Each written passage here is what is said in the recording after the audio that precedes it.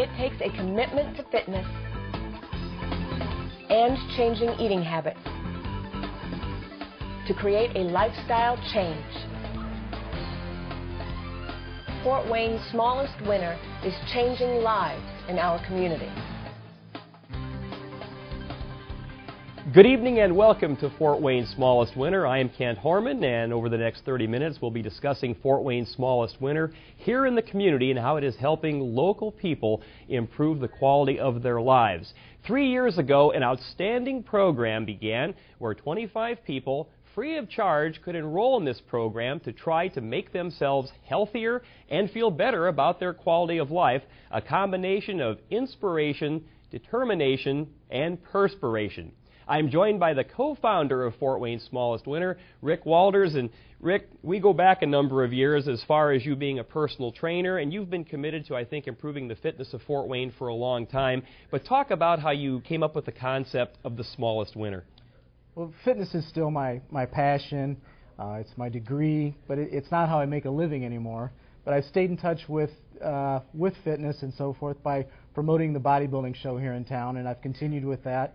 It's been almost 25 years, and you emceed that first show.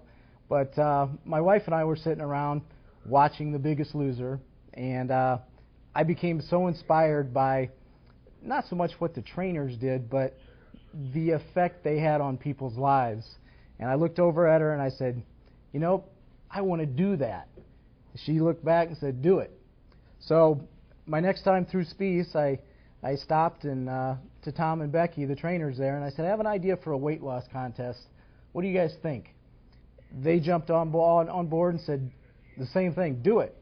So I made some phone calls and pulled a group of people together, and we had a roundtable discussion, and right there in that very first meeting, the Fort Wayne Smallest Winner name hit the table, and we've progressed since.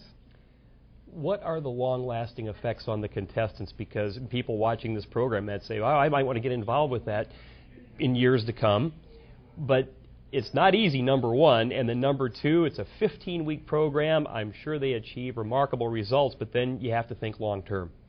Well, my goals were, one, to make it free, two, to base it just purely on sound exercise and sound nutrition.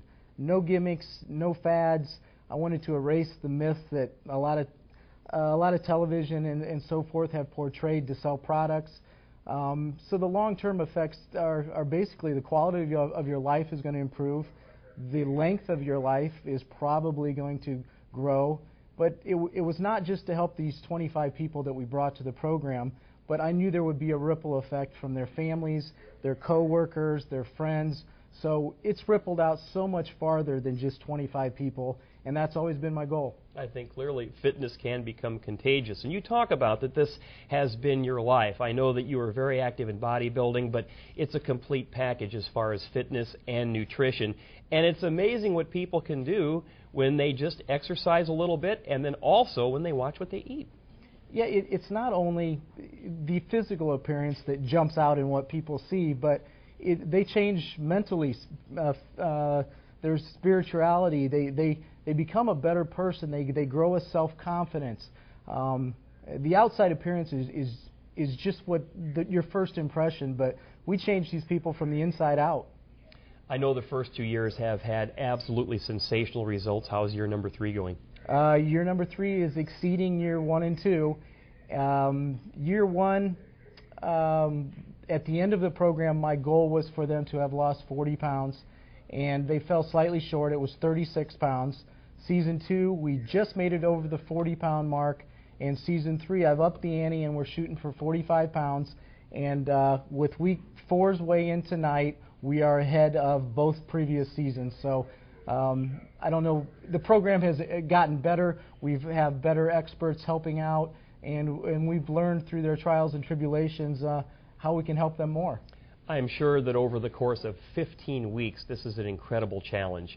But in order to get people through 15 weeks, there has to be some element of, okay, there has to be some fun or some reward. I guess you have to change things up so it's still a challenge, but they don't ever once entertain the notion of giving up on this. No, in our first 2 seasons, we only lost 4 people that because of different reasons, they couldn't continue the program. So amazing. And the first season we trained at 5 a.m. Currently we're training at 6. So it is a true commitment to get up at that time of day. The majority, a big portion of the competitors have multiple kids, life commitments. So no, once they come on board, they're committed, and we don't allow them to fail. And briefly, I know you have some big plans for a 4th season. Season 4, my goal is I'd like to get high school kids involved. If I can start changing some lives before they become so out of hand or so obese, I'd like to bring some high school kids in and have a scholarship program that if they can get down to their achieved or desired weight, we'll help them with some form of higher education. Rick, great job. I know you're going to produce positive results this year and for many years to come. Rick Walders, the co-founder of Fort Wayne's Smallest Winner. We'll be right back with more, and there you see more information for Fort Wayne's Smallest Winner, fortwaynesmallestwinner.com. We'll be back after this timeout.